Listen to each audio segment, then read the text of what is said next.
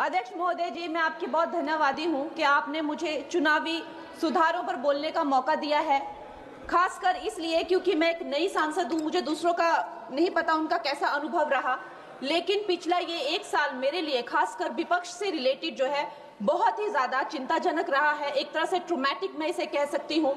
हर दिन इन्होंने यहाँ पे तमाशा किया है, हमारा दिल दहल जाता था इनको देखकर। एसआईआर ये वेल में उतर जाते थे। यहाँ पर इन लोगों ने डराना, धमकाना, धक्का मुक्की, ऐसा कोई इन्होंने किसी तरह की कोई बदतमीजी नहीं है जो एक भी दिन इन्होंने संसद भवन चलने नहीं दिया। हम जनता के प्रतिनिधि हैं, हम यहाँ पर उनकी आवाज लेकर आते हैं, हम कुछ सीखने आते हैं, हम नए सांसद हैं। इन्होंने संसद अगर पिछले 2-3 दिन को छोड़ा जाए तो साल पर शायद ही थोड़ा चलने दिया है। एसआईआर कर करके इन्होंने यहाँ पे तमाशे किए, लेकिन अब जब इनको बोलने की बारी आई एसआईआर पे, तो अध्यक्ष महोदय जी, हम देख रहे हैं कि कल leader of opposition Rahul Gandhi ji ने, मुझे लगा क्या खुलासा होगा, हम भी बड़े उत्सुक थे। सारी साल हमने एक ही शब्द सुना है, अब ये क्या ग्रैंड रेवलेशन होगी। लेकिन राहुल गांधी जी जो लीडर ऑफ ऑपोजिशन है, उन्होंने कल जब कहा खादी है, खादी में धागे हैं, धागे में लोग हैं, लोगों के अंदर, उनको जब कहा गया कि आप पॉइंट की बात कीजिए, तो उन्होंने कहा कि मैं अपना फ्रेम कर रहा हूं, मैं अपना आर्ग्यूमेंट फ्रेम कर रहा हूं। और इतनी देर बाद जब वो फ्रेम करके पहुंचे तो ले देकर वो वापस उसी अंतर्राष्ट्रीय मूल की महिला। अध्यक्ष जी, मैं एक महिला होने के नाते आपसे रिक्वेस्ट करना चाहती हूं कि every woman is entitled to her dignity. वो अंतर्राष्ट्रीय मूल की है, विदेशी महिला है, लेकिन उन्होंने कितनी बार आकर उन्होंने सोशल मीडिया पे कहा है कि मैं कभी भारत नहीं गई हूं, मेरा हरियाणा चुनाव से कुछ लेना देना नहीं है। लेकिन फिर भी ये लोगों ने बिना किसी ठोस सबूत के उनका यहाँ पे फोटो बना के उन्होंने उनको उछाला, यहाँ पे उनकी तस्वीर उछाली यहाँ पर और यहाँ पर ब्लैक कार्ड यूज करना भी अलाउ नहीं है। इन्होंने फिर भी नियमों का उल्लंघन किया।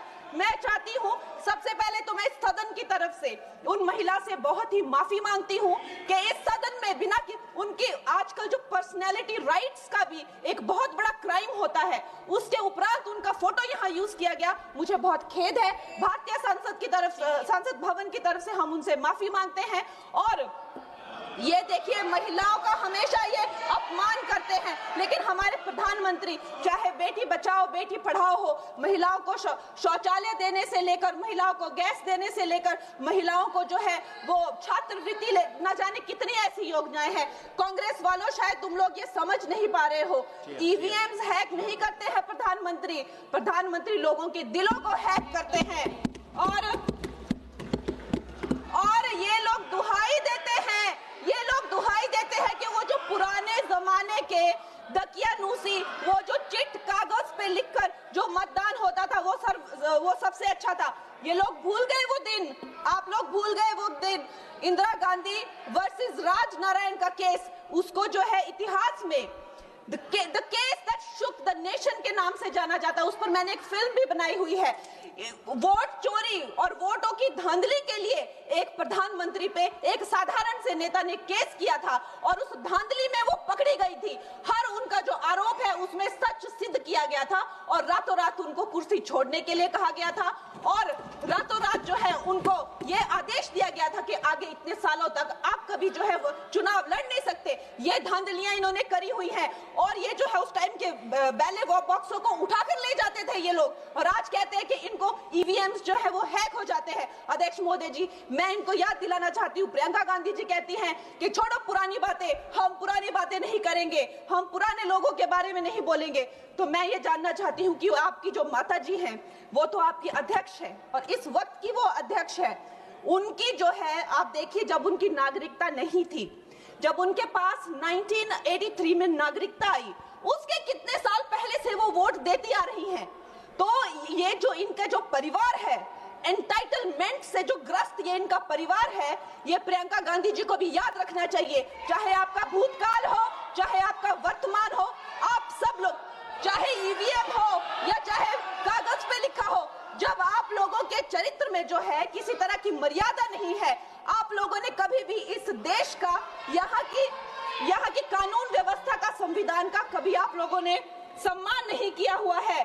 और अध्यक्ष महोदय जी, बिहार में जैसे ही एसआईआर लागू हुआ, हमारी सरकार ने जो है कम से कम 60 लाख से ज्यादा अवैध। अब ये वोट, ये जो सारे अमाननीय वोट कार्ड है, ये सिर्फ घुसपैठियों के नहीं है। कुछ ऐसे लोग हैं जो माइग्रेट हो गए हैं, कुछ ऐसे भी लोग हैं जो इस दुनिया में है ही नहीं। 60 लाख से ज्यादा। और अगर वो लोग जेन्युइन थे तो उन्होंने, किसी ने तो रिक्वेस्ट करनी चाहिए थी कि भाई मेरा वोटर आईडी कैंसिल हुआ है। उसके उपरांत जो है 21 नए वोटर आईडी जो है उन्होंने दिए हैं। और इस तरह का एक माहौल बना बिहार में कि आज तक की सबसे ज्यादा वोटिंग जो है 67% वोटिंग हुई। नागरिकों में ये उत्साह जगा कि जो है इस तरह की जो क्लेंजिंग प्रोसेस है वो होना चाहिए। मैं एक देशभक्त होने के नाते अध्यक्ष महोदय जी, मैं ये प्रपोज करना चाहती हूँ कि हमारे देश में जो है हमेशा महीने 2 महीने बाद हमारे जो शीर्ष नेतृत्व हो गए, सारे अधिकारी हो गए, हमारे जितने भी रिसोर्सेज हैं, हम लोग उनको हर महीने 2 महीने में इलेक्शंस में जो है पुश कर देते हैं। इससे हमारे देश का बहुत ही भारी नुकसान होता है।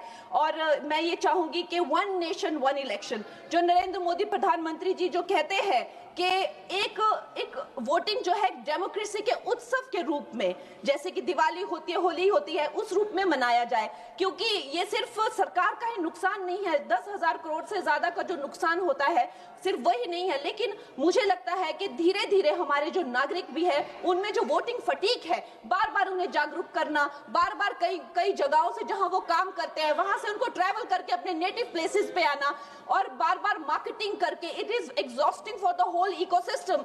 तो मैं ये प्रपोज करना चाहती हूँ कि 1 नेशन 1 इलेक्शन को लाया जाए। और ये जो भी हमें जिस तरह की जो असुविधा होती है हर महीने 2 महीने में इलेक्शंस की, उससे जो है हम बच सकते हैं। जय हिंद। धन्यवाद जी।